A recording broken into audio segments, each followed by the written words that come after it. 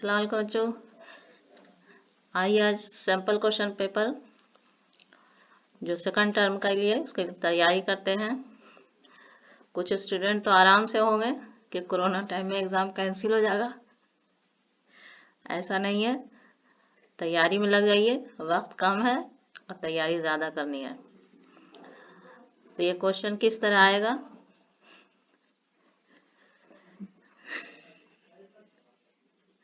Time मिलेगा 120 minute, 2 घंटे, maximum marks है 40। इस क्वेश्चन को सॉल्व करने से पहले इसमें जो हिदायत दिए गए हैं उस पर ज़रूर ध्यान देंगे। जितना क्वेश्चन पूछा जाएगा उतने ही क्वेश्चन का हल करेंगे। मंदरजा झैल सवालात के जवाब हर हिस्सा में मौजूद हिदायत के मुताबिक तहरीर कीजिए। हर हिस्सा का अलग अलग हिदायत दिया गया है, उसी मुताबिक आप क्वेश्चन सॉल्व करेंगे। तो पार्ट ए यानी हिस्सा अलिफ जो रहेगा वो 10 मार्क्स का रहेगा। ये गैर दरसी इक़्तिबासात रहेंगे जो आपके निसाब में से नहीं है। इसमें गैर दरसी में 2 रहेंगे, एक नज़म से एक नसर से। किसी एक को सॉल्व करना है।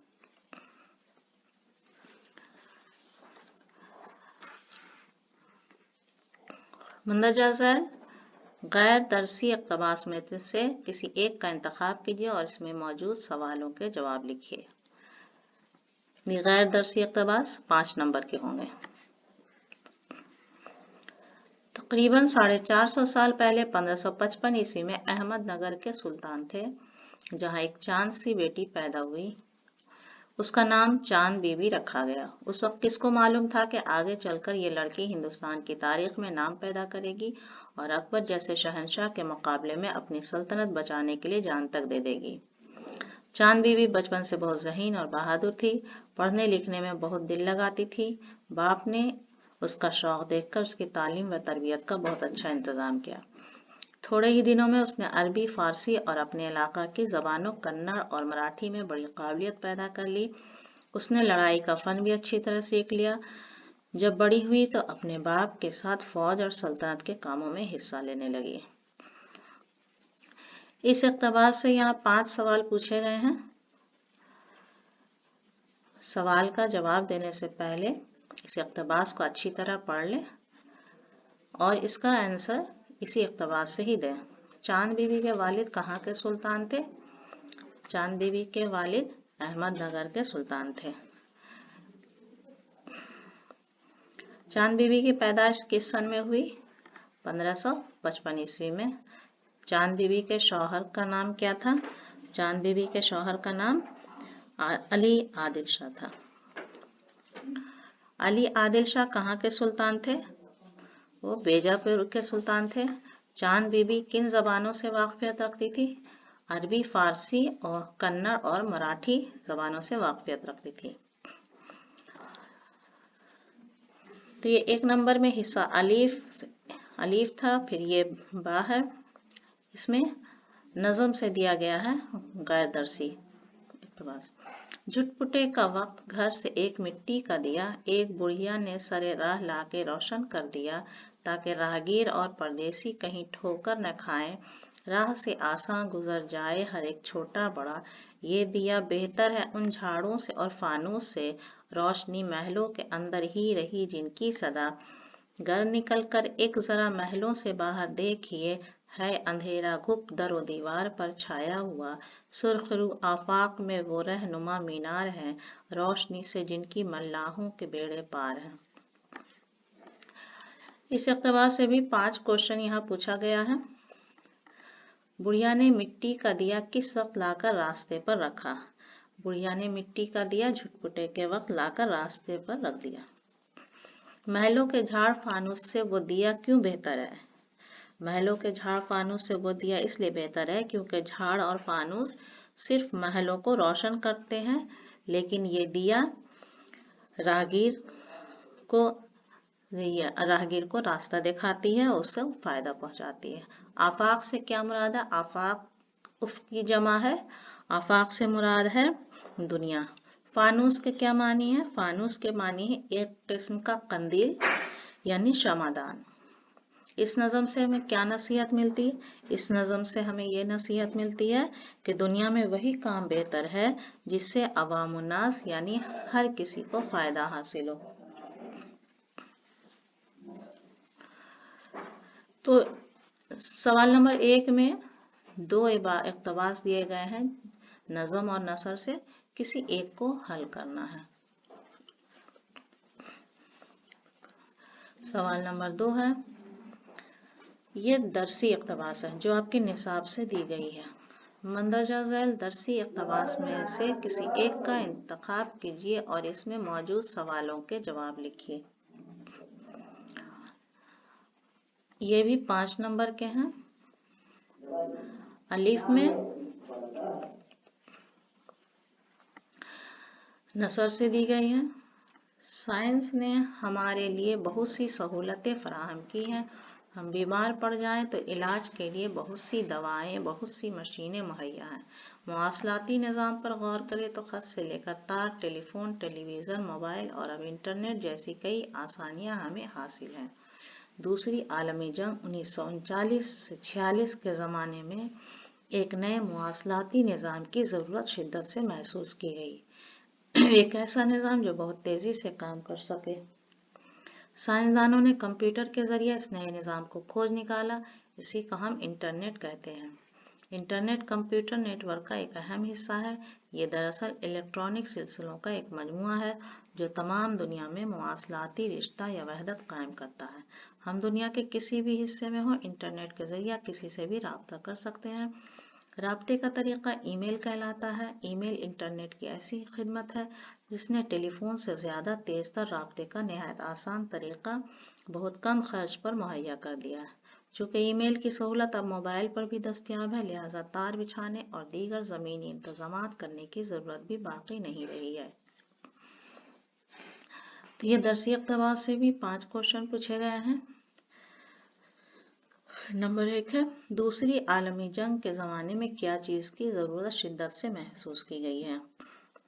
تو دوسری عالمی جنگ کے زمانے میں مواصلاتی نظام کی ضرورت شدت سے محسوس کی گئی ہے۔ مواصلاتی نظام یعنی کمیونیکیشن سسٹم۔ انٹرنیٹ کیا ہے؟ انٹرنیٹ کمپیوٹر نیٹ ورک کا ایک اہم حصہ ہے جو تمام دنیا میں مواصلاتی رشتہ یا وحدت قائم کرتا ہے۔ ای میل کے فائدے کیا ہیں؟ تو ای میل کے ذریعے ہم دنیا کے کسی بھی حصے میں ہوں لوگوں سے رابطہ قائم کر سکتے ہیں۔ مواصلاتی نظام میں کون کون سے وسائل شامل ہیں؟ ای میل اور انٹرنیٹ۔ ٹیلی فون سے زیادہ تیز تر اور کفایتی رابطے کا طریقہ کیا ہے؟ تو سب سے زیادہ تیز تر اور کفایتی رابطہ ہے ای میل۔ اب یہاں یعنی دوسرا دیا گیا ہے نظم سے۔ کوئی پہاڑ یہ کہتا تھا ایک گلہری سے، تجھے ہو شرم تو پانی میں جا کے ڈوب مرے، ذرا سی چیز ہے اس پر غرور کیا کہنا، یہ عقل اور یہ سمجھ یہ شعور کیا کہنا، خدا کی شان ہے ناچیز چیز بن بیٹھی، جو بے شعور ہو یوں باتمیز بن بیٹھی، تیری بساط کیا ہے میری شان کے آگے، زمیں ہے پست میری آن بان کے آگے، جو بات مجھ میں ہے وہ تجھ کو وہ ہے نصیب کہاں، بھلا پہاڑ کہاں جانور غریب کہاں، کہا یہ سن کے گلہری نے منہ سنبھال ذرا، یہ کچی باتیں ہیں دل سے انہیں نکال ذرا۔ جیسا کہ آپ جانتے ہیں آپ کے نصاب میں یہ نظم ہے پہاڑ اور گلہری کے عنوان سے، جسے علامہ اقبال نے لکھا ہے۔ اس سے بھی یہاں 5 کوشچن پوچھا گیا ہے۔ پہاڑ گلہری سے کیا کہتا ہے؟ پہاڑ گلہری سے کہتا ہے کہ اگر تم میں شرم ہے تو تم پانی میں جا کر ڈوب مرو۔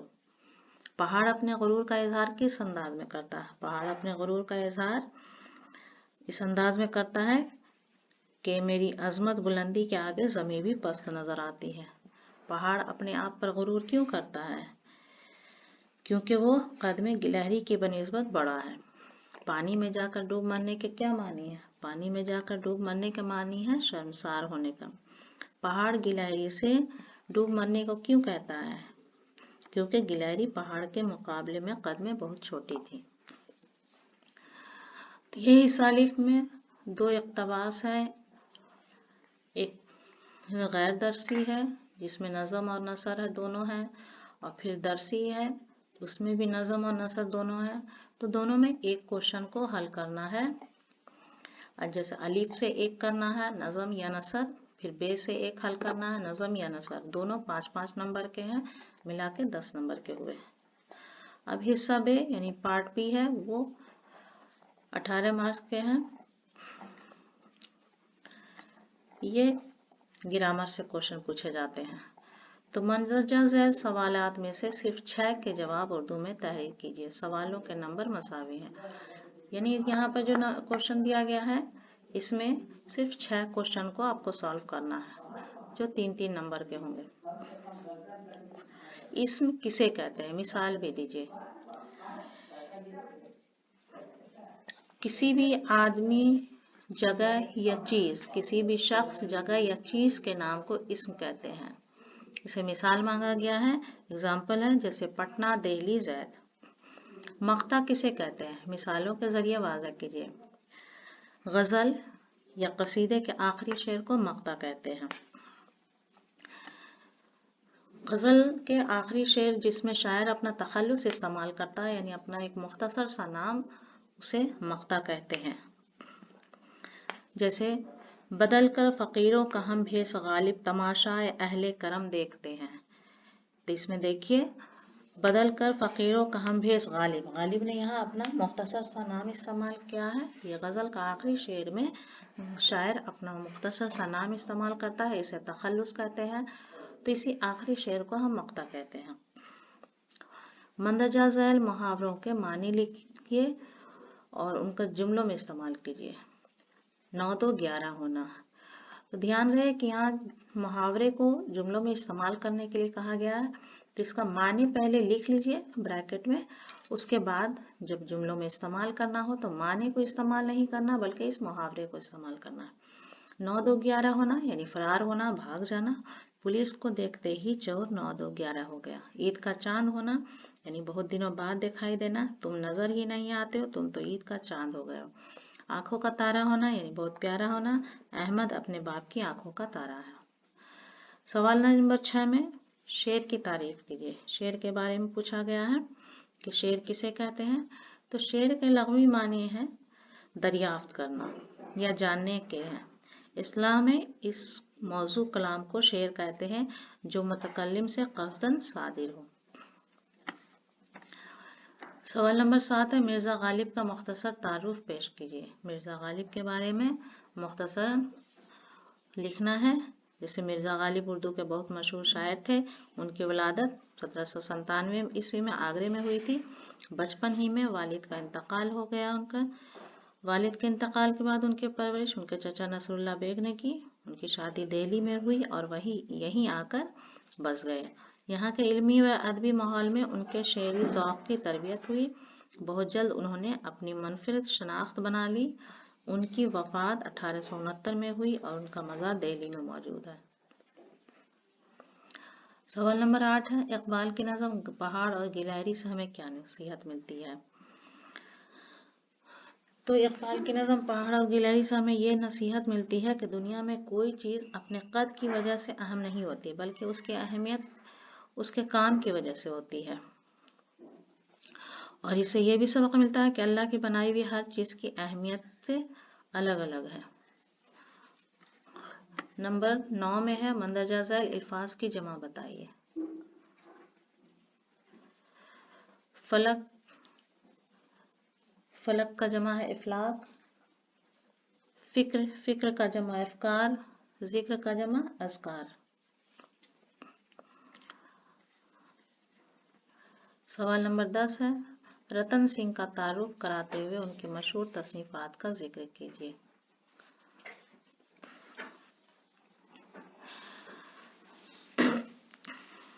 رتن سنگھ سیالکوٹ میں پیدا ہوئے.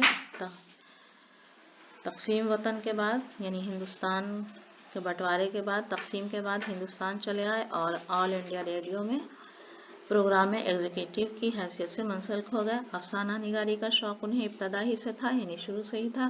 بطور افسانہ نگار ان کا نام جلد مشہور ہو گیا.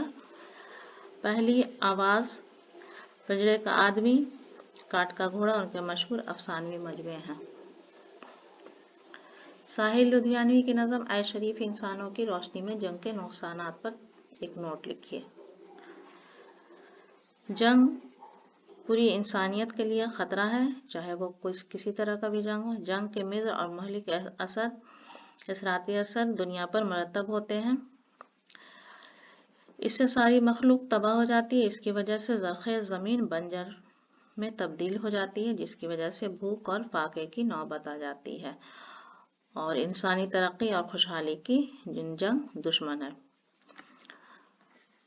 क्वेश्चन नंबर 12, मंदरजा झैल अल्फाज की जिन्स बताइए, यानी बताना है, जिनसियत ज़ाहिर करना है। जिनसियत ज़ाहिर करना यानी मुज़क्कर और मुअन्नस बताना है, मेल फीमेल बताना। तो दौलत मुअन्नस है, खत मुज़क्कर है, नाम मुज़क्कर है। पार्ट सी यानी हिस्सा जीम वो 12 नंबर के होंगे।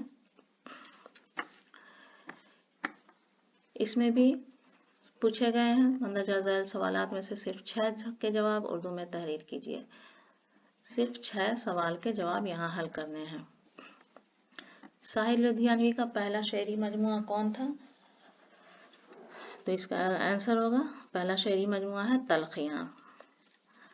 आदमी की कहानी निसाब में शामिल है। आदमी की कहानी किसका मजमून है? मोहम्मद मुजीब का। मोहम्मद मुजीब के 2 ड्रामों के नाम लिखिए, खेती और खाना जंगी। मिर्ज़ा गालिब की गज़ल का मतलब क्या है? मिर्ज़ा गालिब की गज़ल जो आपके निसाब में है, उसी गज़ल का मतलब पूछा जा रहा है। तो इस गज़ल का मतलब है, गज़ल जो मिर्ज़ा गालिब ने लिखी है उसका पहला शेर, मतलब कहते हैं गज़ल के पहले शेर को। तो गज़ल का पहला शेर है, कोई उम्मीद बर नहीं आती, कोई सूरत नज़र नहीं आती। मिर्ज़ा गालिब के कलाम की 2 खसूसियात तहरीर कीजिए। मिर्ज़ा गालिब के कलाम की 2 खसूसियात है, ख्याल की बुलंदी और मज़मून आफरीनी। हबीब तनवीर के 2 ड्रामों के नाम लिखिए। हबीब तनवीर के 2 ड्रामों के नाम हैं चरंदाज चोर और आगरा बाजार। रुबाई में कितने मिसरे होते हैं? रुबाई के मानी होते हैं 4। अरबा, अरबी में अरबा 4 को कहते हैं, अरबा से बना रुबाई। तो रुबाई में कितने मिसरे होते हैं? रुबाई में 4 मिसरे होते हैं। अल्लामा इकबाल की पैदाइश कहाँ हुई? अल्लामा इकबाल की पैदाइश सियालकोट में हुई। अल्लामा इकबाल के बच्चों के लिए लिखी गई 2 नज़मों के नाम है पहाड़ और गिलहरी और जुगनू। साहिल लुधियानवी का असल नाम क्या है? साहिल लुधियानवी का असल नाम है अब्दुल हई। तो ये थे मिला जुला सारे मार्क्स मिलाए, सब 40 नंबर के हुए। हिस्सा अलीफ, हिस्सा बे, हिस्सा जीम, ये 3 हिस्से में क्वेश्चन आएगा। इसी तरह पैटर्न से आप क्वेश्चन समझ लें, इसी पैटर्न से क्वेश्चन आएगा। आप अच्छी तरह मशक करें और टर्म 2 के लिए अच्छे से तैयारी करें। अगली वीडियो में इंशाल्लाह फिर मुलाकात होगी, तब तक के लिए अल्लाह हाफिज़।